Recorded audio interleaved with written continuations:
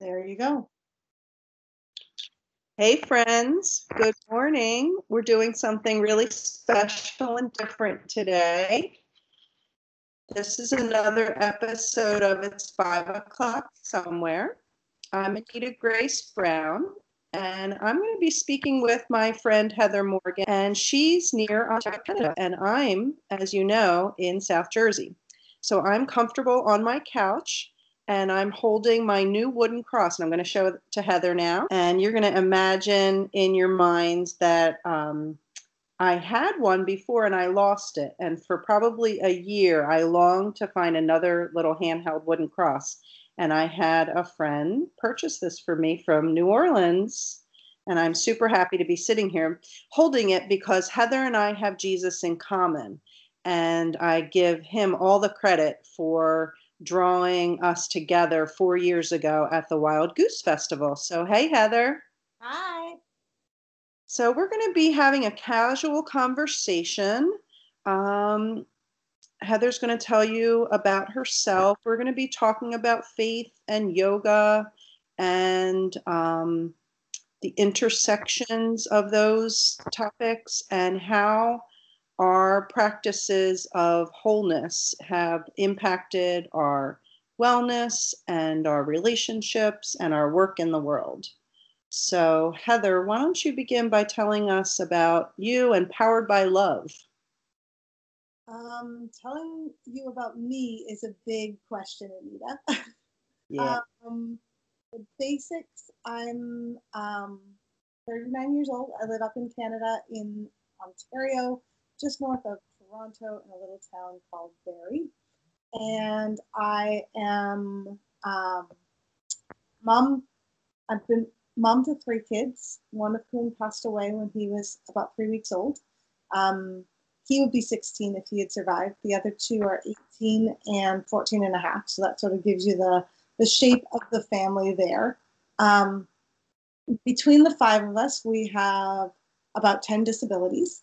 So disability is a huge part of our reality. They span everything from mental health issues through neurodivergence, which is things like autism and ADHD, through to physical health issues, including some diagnosed and undiagnosed disabilities. So there's a lot of moving parts at my house. And all of those moving parts have really informed who I have become over the years. I finished my degree just after my eldest was born, and kind of didn't really quite make the transition into the full work world because I was a stay-at-home mom. And before I knew it, I was pregnant with my second, and my second was affected by trisomy 18, which is a genetic abnormality. And that launched me into a world of caring for other families who were dealing with trisomy 18. And that in turn led to, one thing leads to another. I became a doula. I was gonna leave the world of high risk birth completely. I was gonna go and do nice, simple, easy, not emotionally stressful home births, and that lasted all of about 3 weeks of dreaming. And then I started getting clients, and all the clients God sent me were women who, for one reason or another, were high risk in other ways. So I've been present at 50 births, and I think all but two of those have been high risk.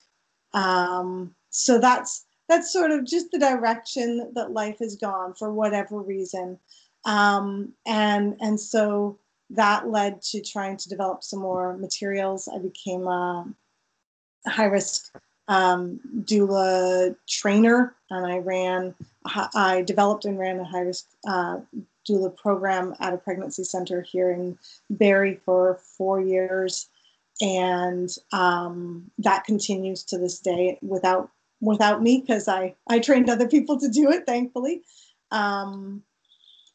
And now I serve as part of the pastoral care committee at our church, and I am a life coach. So I coach people with issues around disability and family and marriage, and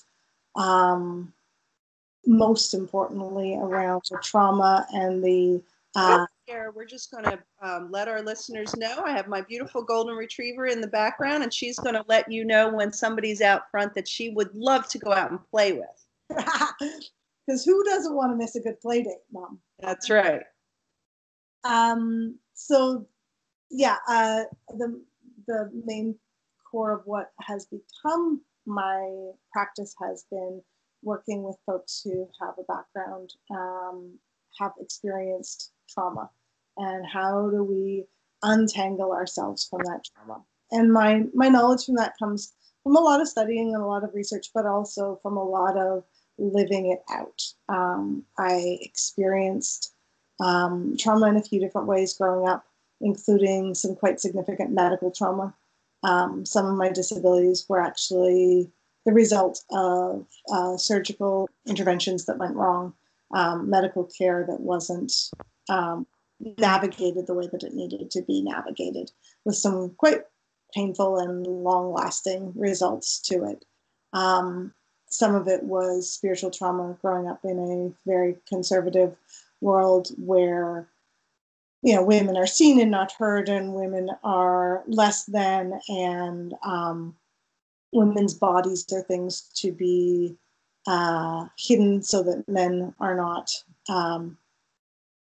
tempted to sin, and all of that stuff that's been coming out in the news and in social media over the last few years, thankfully, because breaking the silence, I think, is the first step to getting to freedom, to realize that this wasn't just one person, it wasn't just my experience, whoever me is, but it was collectively our experience, that to feel like we came to feel in those environments was a logical set of feelings to come to, and then to be able to go from there. That truth is the beginning piece of truth that allows us to be set free.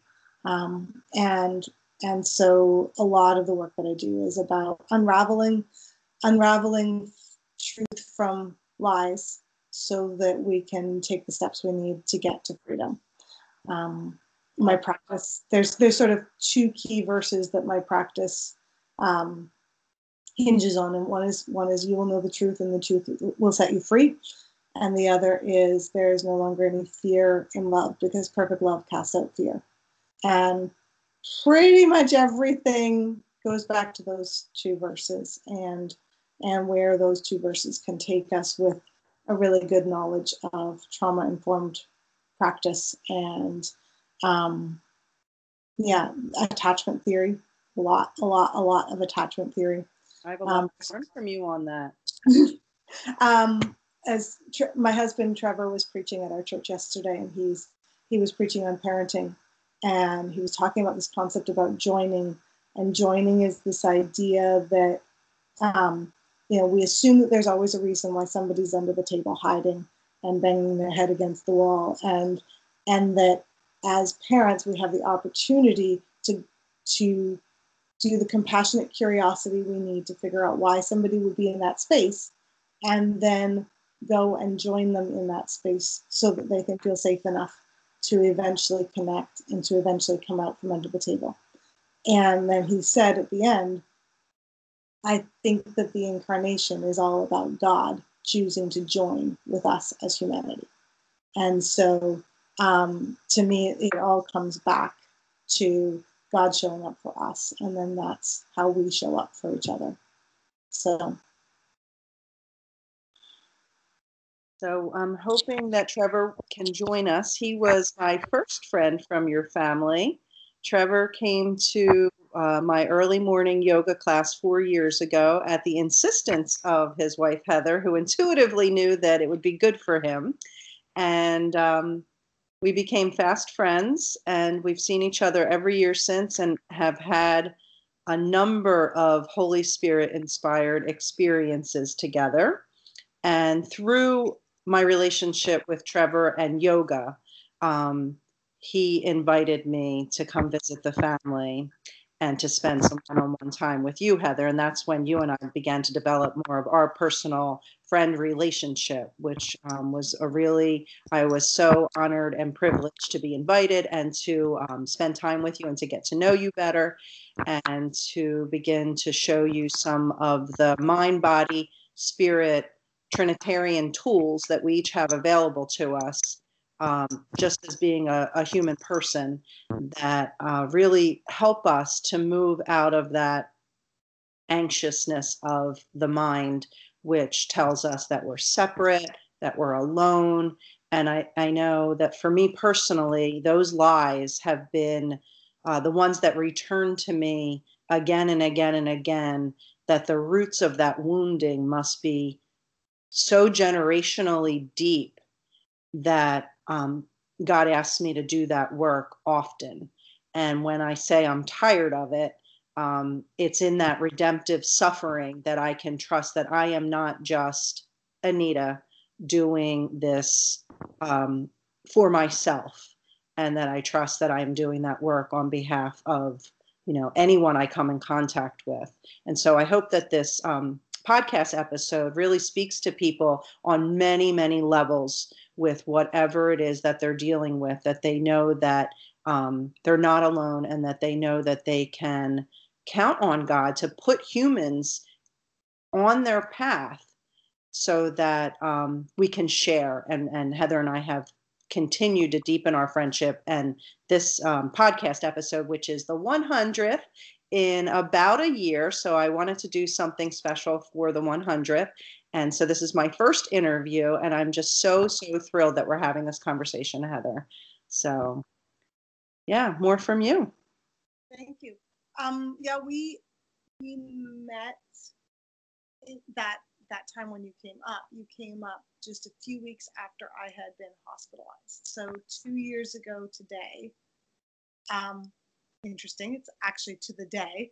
Wow. Was the last day that I didn't know how sick I was.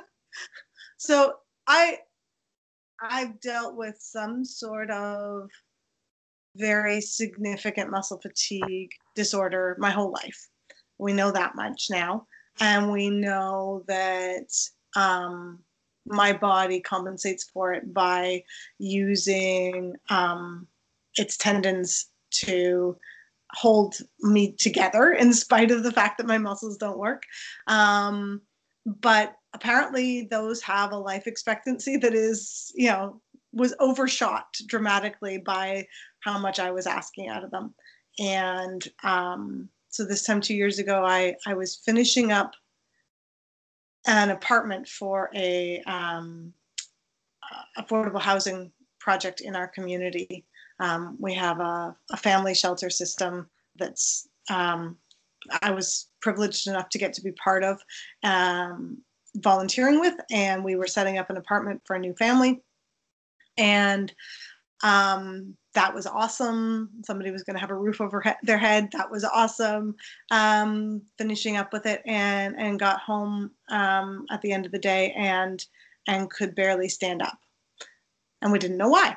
I just figured, I've just been overdoing it. I'll just go to bed for a few weeks, a few days was what I thought when I said it. Maybe I've just got coming down with the flu. Like I kind of feel achy. I kind of feel gross. And it didn't really go away.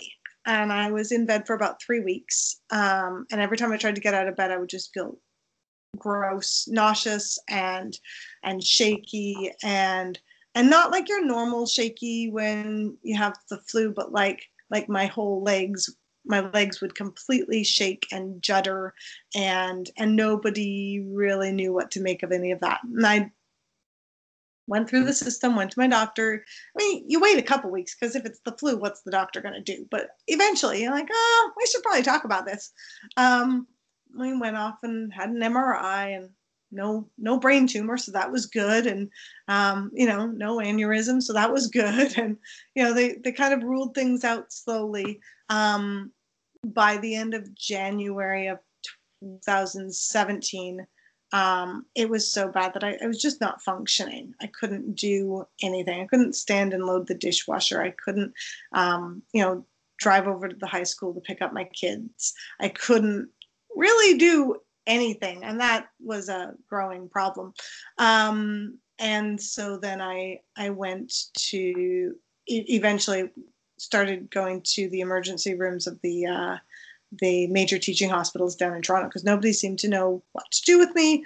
I couldn't get a referral fast. Up here, we have wonderfully paid for healthcare, but it isn't always as fast of healthcare as you might want.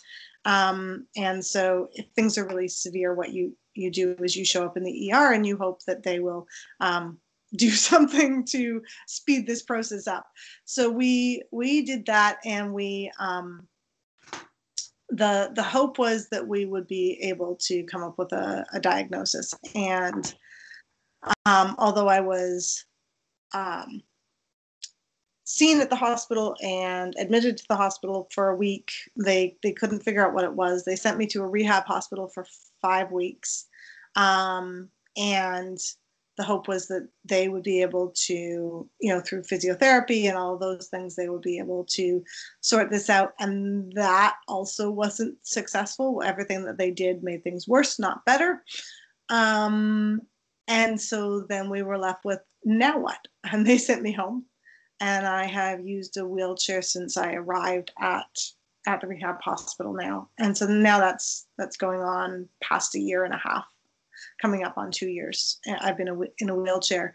But we had talked about, okay, so how do we integrate a mind-body connection in the midst of all of that?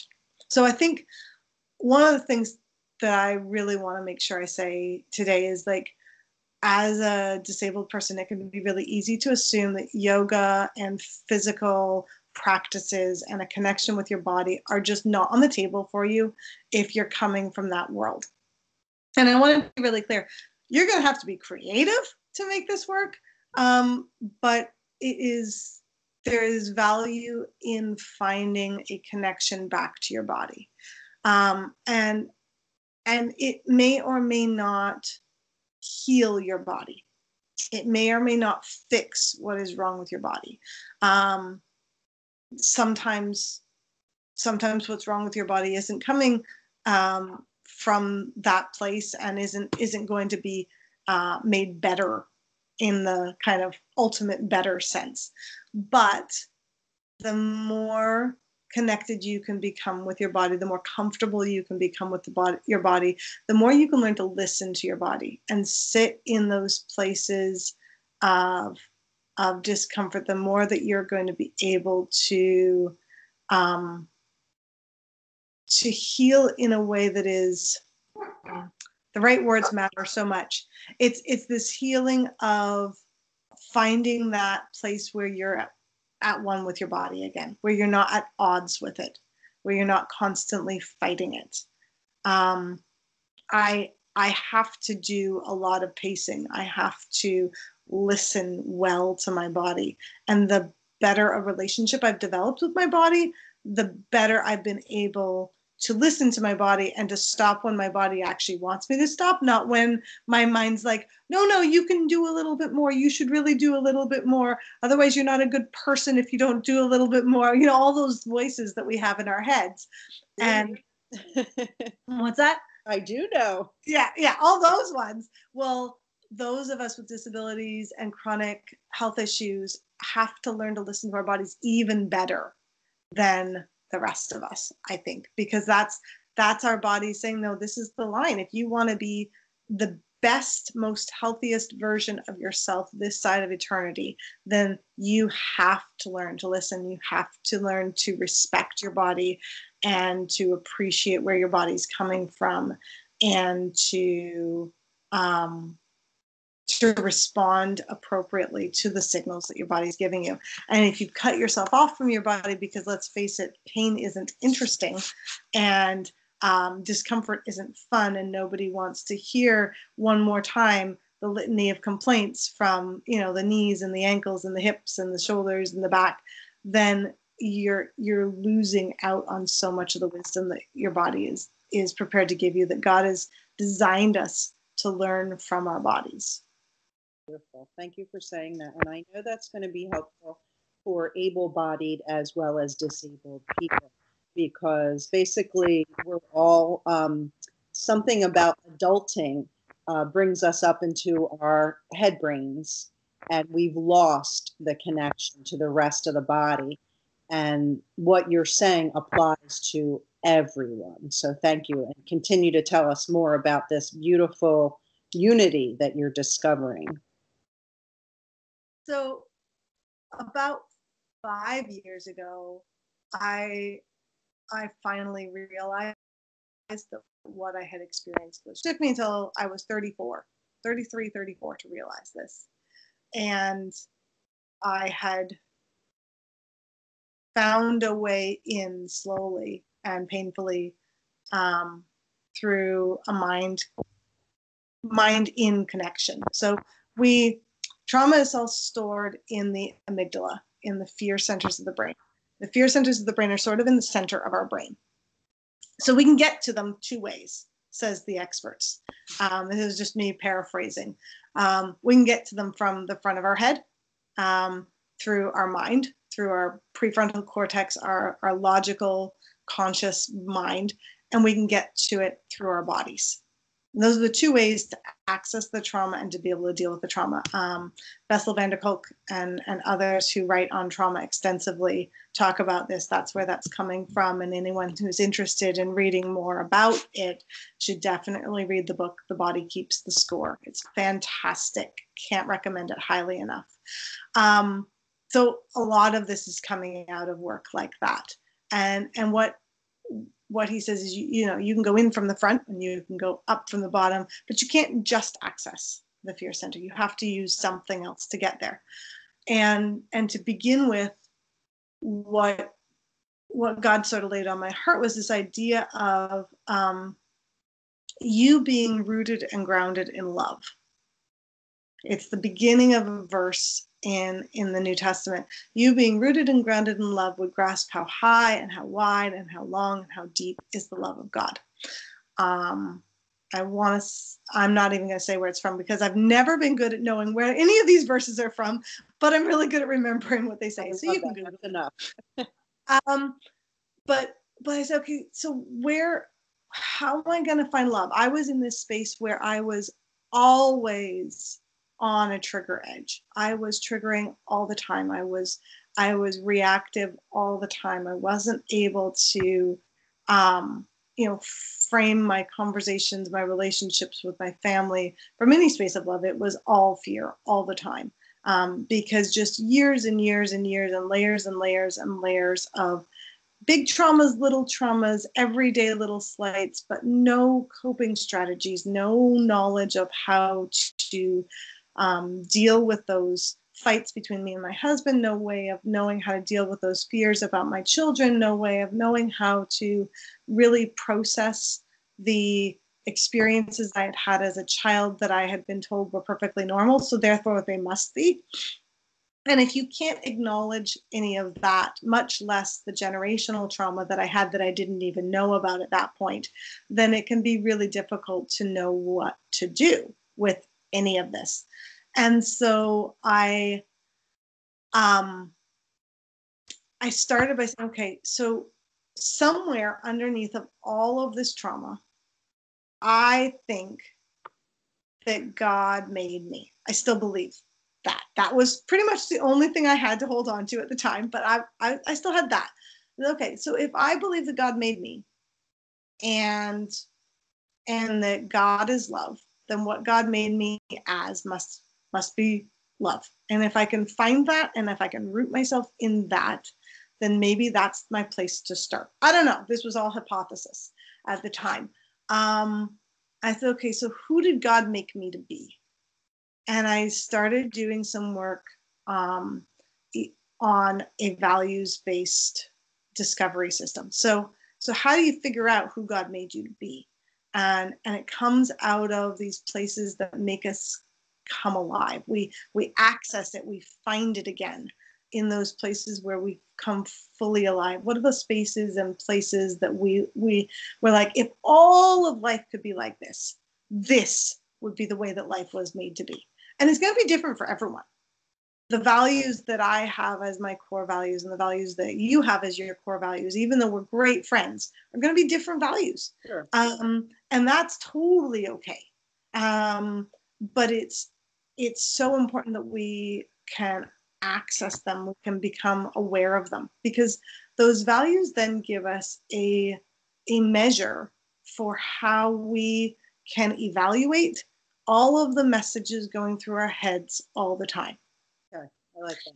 So we then take those values, having identified what those values are. And I've done so much work with this that I've kind of got mine down to a core of 3, because it's really easy to work with at that point. But most of the clients that I work with, we start with 5 or 6, because you have to know yourself really, really well to even get to 5 or 6. And more than that is asking a lot.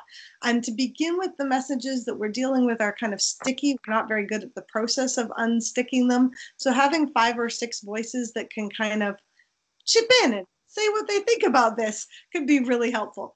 But my core values now are honesty, connection, and transformation. That's who I am. If I'm doing those three things, if I'm working in that direction, then we're good. And if I'm off by even half a degree, it does not feel good. So we use those values to say, okay, well, what do you think of this message?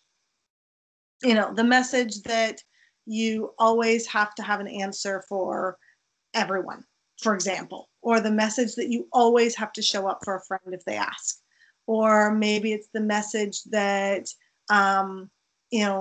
you have to show up for your family even if they're being toxic, or maybe it's the message that you have to work 14 hours a day or you're not worth anything, or maybe it's, we've all got this mishmash of messages, and some of the messages are like 180 degrees off of who God made us to be. And some of them are 2 degrees off of who God made us to be.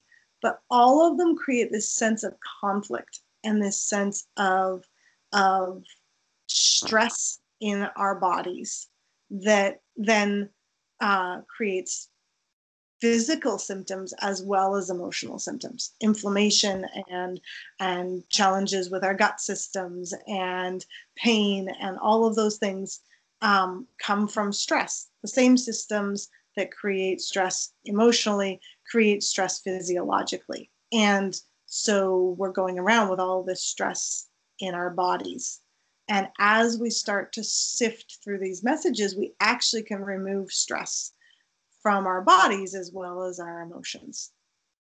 And so we started working this process probably about 2.5 years before I got sick. We were developing this process, and we had a lot of messages to deal with. We had a lot of shit to deal with. There's no way around that. You can't. There's a cute children's book that I read to my kids when they were little called We're Going on a Bear Hunt.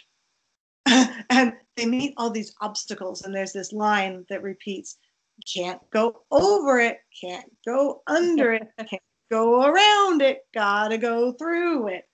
And that's the shit in our lives is like that. We look for all sorts of ways to get around it or over it or under it, or just stop and not move forward. And the only way to get to freedom is to go through it. We have to unravel it. We have to find the truth, and we have to look at the truth, and we have to evaluate the truth, and then we have to move forward with the truth, not the lies. Of course, I agree with you 1,000%. I'd love to interrupt you there and ask you, have you had experiences as you've been pursuing that of pushing too fast and too hard? I wouldn't say so. It's interesting because the process is very much a sitting with it process. It isn't something that you can push through. If you're pushing through it, you're not doing it. You're doing something else. That's what we're looking for. If you're pushing, then you're not doing it. Okay. Yeah. So the process is all about sitting with. The process is done in connection with another human being, because we have to be seen and known and reminded that we are precious. That is part of the healing process. It's not something we do off on our own by ourselves. Just like, I mean, Trevor always says, there is nothing like doing yoga with Anita, because when you do yoga with Anita, you know you are in a safe space. And the same is true when, you know, he would say that there are things that have happened to him in yoga that, you know, he can go off to yoga in a regular studio anytime. He can go off and do yoga in our house, but there is something special about when he gets down on his mat at Wild Goose with you, and things come out that he wasn't expecting to have come out. Like the Holy Spirit connection. Yeah. And I think that the same thing is true when you sit down with someone who is gifted in terms of doing this mind in process, that when you feel like you are seen, you are known, you are precious, you are valuable, there is a safe container for these experiences that you've had, for the impact of the experiences that have gone back through the generations to be held and sat with, then that's where the shift comes. That's when the movement becomes possible. But you have to sit in those places. You can't rush through them, because it doesn't work like that. Surrender. Sorry? Would you say there's a lot of surrender? Does it feel like there's definitely, yeah, there's definitely surrender, but there's also, I feel like it's something more than just surrender. I feel like there's a choice. Maybe it's just the definition of surrender. There's a choice to be present. There's a choice to enter in. There's a choice to feel, right? Just like you can't do a pigeon pose if you're not willing to feel. And you can't really do happy baby if you're not willing to feel. You're not really doing it if you're staying with your legs out so far that you can't feel the intensity of it. Then you're just playing at it. But if you show up in that space and you allow yourself to be seen, right? You can't, yes, vulnerability. And so that comes back to the amygdala, right? That comes back to being rooted in love. You're not going to be able to do that if you're not safe and if you're not rooted in love. Exactly. But when you are, we now know from the research, the neurological research that's been going on the last 20 years, we now know that if you can re-experience those back pieces of your story in a place where you are safe and rooted in love, it turns off the alarm bells of the amygdala. So you slowly go through and you turn off each one. Most of us don't have just one. So not surprisingly, it's going to take time. And some events turned on more alarm bells than others. So there are 5 alarm fires and there are 1 alarm fires. There's 5 alarm traumas and there's 1 alarm traumas. And we have to go through and turn off every single alarm. Now, tell me, are you doing, tell us about the therapies that you're involved in. This isn't just therapy that you're referring to, right? Well, what I've been describing specifically there is a talk-based therapy. Okay, because I don't know anything about this aspect of what you're referring. I've never found that person. Well, I hadn't found that person either. So I did a crazy thing and decided to try to train my husband to be that person. And my husband has autism, and we were part of each other's traumatic stories. and I would not recommend anybody do what we did. It was insane, and involved an awful lot of fairly complex emotions. Um, but it was sort of do or die at that point. It was to the point where it was like, I couldn't find anybody else that I could trust. I couldn't find anybody else that I felt safe with. And I knew that if I didn't sort this out, not only were we going to fall apart, but my eldest was really, really struggling with mental health issues, and it was only exacerbating those. And I don't know about you, but as a mom, you can put up with almost anything for yourself, but the second you feel like your child is threatened, whatever it takes, whatever this costs, I am now showing up and doing the work. So it was very much rooted in that space. I have now since found a woman who is a somatic therapist. So she works with the mind-body connection. And she is also based, her practice is also based in attachment theory. And so I would say to anyone who is looking for someone to do this work with, those would be the two words I would look for. Those are the two words that really strongly mark someone apart as being a potentially safe person. I thought that word somatic, I'm glad you brought that up. That's just what I'm seeing in the world, is that the talk therapy without the somatic piece, people seem to be cycling through their same issues without getting to the root, and the root is in the body. So I think that the therapist having that somatic piece is what's going to be really helpful for people to say, like, okay, why am I not getting to that next level of healing? Why does this feel interminable? Yeah, I think that's part of it. I also think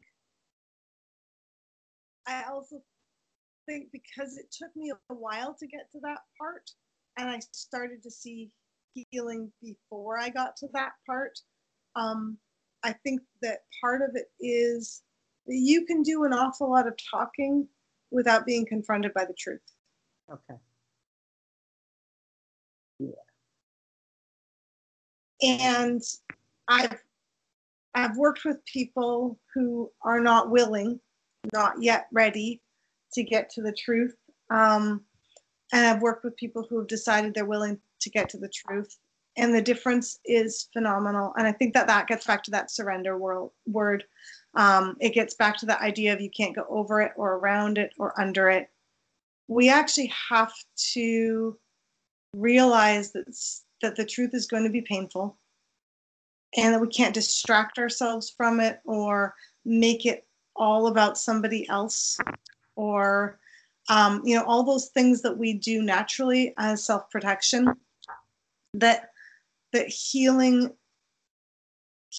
is like, it's like we all have these great big infected wounds in our arms, like somebody just gashed us with something sharp, and then we were out in the woods and we couldn't put any medicine on it, and we couldn't stitch it up, and it got infected, and 3 weeks later when we finally got off the trail, it was just a big green seething mass. And for that to get healed, somebody's going to have to go in there and carve it out and wash it down with antiseptic, and it's going to sting and it's going to hurt, and it is not going to be fun. And once they're finished doing that, then they can stitch it up carefully, layer by layer by layer, put ointment on it, put dressing on it, and then it can slowly begin the process of healing. But you can't just stitch up the top layer and hope that that's going to fix it. Right? Right. And I want to also tell the listeners that there's never any shame about where you are in this process, that you cannot. That's kind of what I was getting at when I was asking if you could push. Because I think that if You're just beginning this journey. You keep meeting yourself. God keeps meeting you right where you are, that there is no push, that there is no rush, and that this is about the journey of your life unfolding naturally. Because I do want to get back to the seriousness of mental health. Um, People do commit suicide, and we don't understand what's happening there. So maybe there is a component of feeling that overwhelm, that the world's giving you this message, you should be healed by now, and that God is always there loving us in the itty bitty discovery of what's been paining us, and that for today that is enough. And for me, I really need, as a person who never went to therapy because it was not okay in my family to admit that you needed to talk about something. So to get into my 40s and begin to discover hidden issues on my yoga mat, um, there used to be a lot of shame and story in there that says, why didn't you address this stuff sooner? And so God's timing is truly perfect. And I'm sure there are people listening right now in their 50s and 60s and 70s who are saying, oh, wait, that's me. I've never been to therapy. I've never done yoga. What is hidden inside of me? Let me jump in and surgically remove it. And the answer is no, no. No, absolutely not. Thank you for bringing that clarity. These conversations are always so much better with two people. It's wonderful. I'm loving this. Yeah, it's not. When I think of how much ground I have covered over the last 5 years, it is enormous. But then I remember that 5 years is a really long time.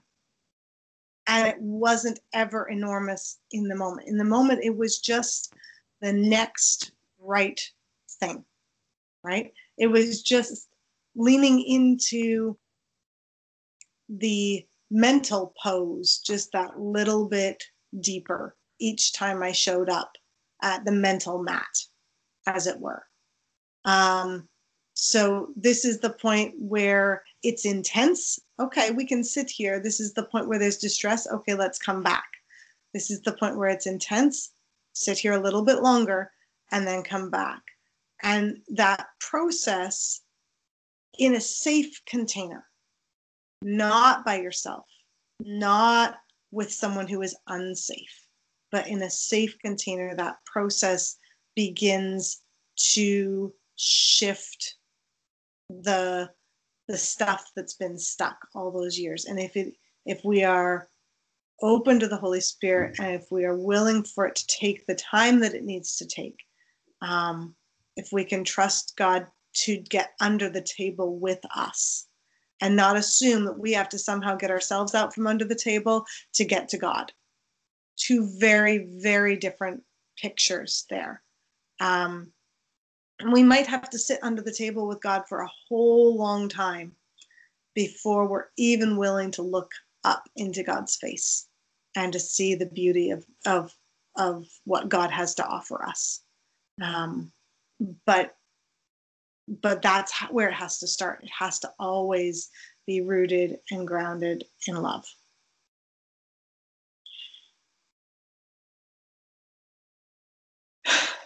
We covered a lot so far. I think this is going to be helpful for so many people. How long have we been chatting, Heather? Can you see a timer? 45 minutes. 45 minutes. I'm going to say you had suggested that we well, they're not seeing us, they're hearing us, talk through a little practice of what you might do from your chair to connect to your body. So I have I have two options in terms of connecting with my body. I really can't use my muscles at all. I can stand for very, very short periods of time for absolutely necessary things, and that's pretty much it. That uses me up for the whole day. So even something like holding my body in a position engages muscles, and so that is a no-go for me.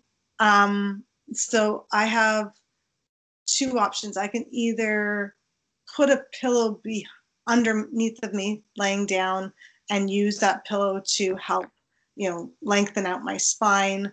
I can, if I'm laying down, I can move my body into like a side lying position, and I can arch my back and kind of bring my neck out just to bring some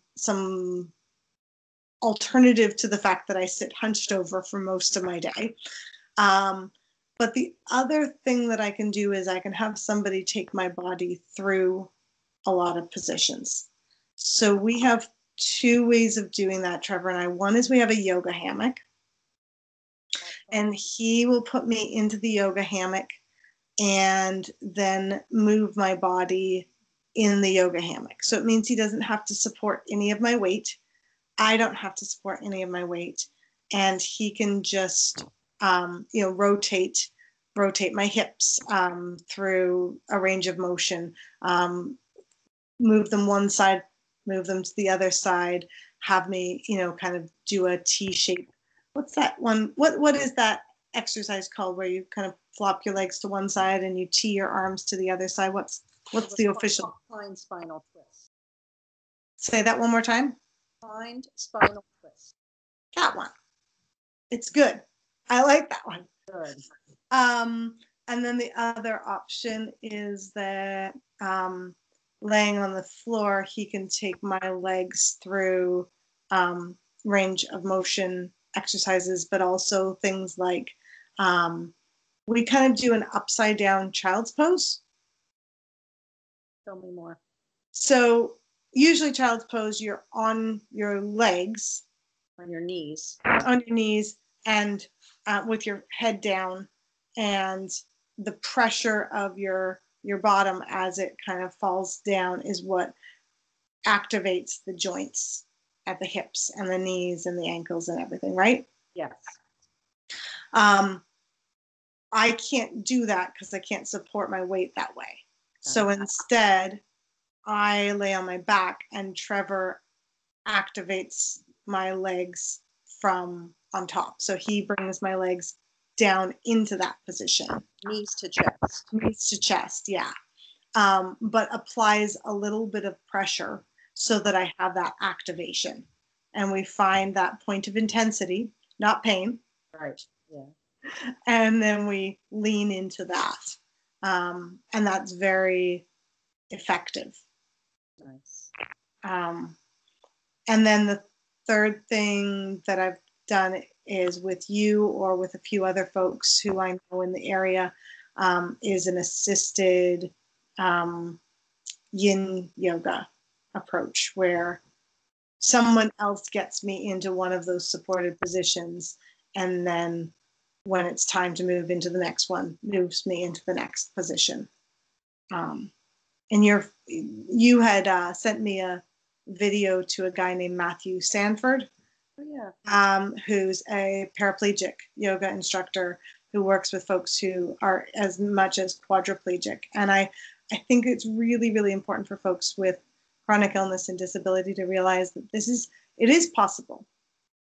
It is possible to access your body, and to use yoga to do it is one of the best ways you can do that. But it's not going to happen unless you have someone to support you. And I think one of the biggest lessons for me over the last 5 years has been the importance of connection. I don't know about you, but as someone who had experienced a lot of loss and trauma in relationships, connection was something I was pretty wary of. I had really kind of thought that maybe that was just not a good idea anymore. And the Holy Spirit, about 6 years ago, I was ready to walk away from community of basically any sort, much less the church, much less anything. Like, I was just done. So that was about a year before all of this process started, just to be clear, time and the way the Holy Spirit works. And the Holy Spirit was like, no, you're not done yet. You're going to need this. Looking back, I'm like, oh yeah, I really was going to need this, but didn't know at the time. And the Holy Spirit just said, you need to go to this church. And I was like, but I'm done with church. I've been hurt by the church too many times. I'm not interested in being hurt by the church anymore. And the Holy Spirit was like, yeah, I know, but you need to go anyways. And I went grumbling and complaining the first week, put my kids in Sunday school, and found someone to talk to in the hallway for the entirety of the first morning I was there, because I didn't want to have anything to do with it. And the second week, I kind of forced myself to go into the service. But then by that point, the Holy Spirit was ganging up on Trevor as well. So he'd come with me. And I went in grumbling and complaining, what's this stupid church doing? They're doing a sermon series on Leviticus. I do not want to be in a sermon series on Leviticus. It's ridiculous. Why am I here? And then it was fantastic. And I had to eat my words. And this particular church puts an enormous emphasis on the value of community and connection and showing up in each other's lives. And I can honestly say there is no way we would have gotten to here at all without community. Because community is where we learn that there is grace. It's the only way we can learn that there is grace, is as we experience grace for ourselves and we watch people offer grace to each other. It's the only way we can learn grace. Because without that visual, we've got nothing, right? And so many of us come from families and homes and environments where that was just not part of the story. There was so much judgment, there was so much rigidity, there was so much edge to everything that was said and done. And it was always your fault. It was always my fault. And if blame couldn't be laid sufficiently, then shame was the next batter up. And, between them, blame and shame can do a heck of a lot of damage in a judging world, but also tell us that there's no point in connection and community. And entering into spaces of healthy vulnerability, healthy connection, healthy grace. That is what allows us to do what we need to do. And as a disabled individual, I can tell you, I can't do anything by myself anymore. I have people who do my laundry and cook my meals and clean my house and scrub my toilets and pick my weeds and sow my garden. And I have people who drive me to appointments, and I have people who show up for my kids when I can't. And I basically wouldn't have made it through the last 2 years if it wasn't for community. And that includes being able to show up at a yoga mat. You have needed Jesus with flesh on, and you've said yes over and over again. And that is so beautiful. And I think that message is what the world needs to hear today, is that it's going to be scary if you've left the church. Going back is going to be painful. And dealing with humans in that way is going to challenge you to your core. And your ego will hate every minute of it, that these people are ridiculous and that it's foolishness, and that even back to Jesus, our imaginary friend, sometimes in 2018, right, is a challenge to the mind and to the ego. What are we doing here? And there's a mystery at work. And the more that we can um, just trust our guts that something is very wrong, this disconnection, this violence in the world, all of this pain that we're seeing and hearing on the news at its core is because we don't know each other, we don't trust each other, we don't love each other. And in order to heal and to do that, we're going to have to do it together. And we're going to have to take that brave step out of our homes, out of our spaces. And it might not be a church for somebody, but it's going to be something in some form where you're going to be forced to show up and be seen and to need, like you said, you have needed people, and it has been a blessing to you. And then guess what? Those people feel needed and purposed. And that serves God's kingdom every day when we feel needed and purposed. And so that's the other side of it, is that if you're home alone and disconnected and looking for your purpose, going out in the world and connecting with others, he's going to show you how you're needed. And that's going to feel really, really good. You're going to be pleasantly surprised at how much vitality and richness is restored to your life when you're needed again. And I think that this conversation is really going to go a long way in helping encourage people to take that next step. Yeah, and I think just to add to that back and forth, I have a friend here who, she and her husband started a transitional housing organization for women leaving the women's shelter, and since then it's expanded to include other at-risk populations here in the city. And she has this model of friendship as opposed to service. And she always says to the ladies, the ladies who have a home there, who are like, they're like, what did I do to deserve this? You do so much for me, blah, blah, blah. And because we've gotten to this idea of professionalism in service. Like there's a professional service provider, and then there's the person who is deemed worthy for the service. And you have to jump through so many hoops to get to the help that you need. And there's all this red tape and all this judgment before you even get to it. And she says, no, that's not how it works here. And I've watched her do this for like 7 years, so I know she means it. It's a back and forth relationship. She has something to offer them. Yes, they have much to offer her. The folks who come to help me, I mean, I couldn't make it without them. There's no way around that. But also, it's not very surprising to me that, a week into the relationship, 2 weeks into the relationship, 5 weeks into the relationship, something comes up in their life and they show up to clean my house and instead end up a basket case on my couch with me for 4 hours.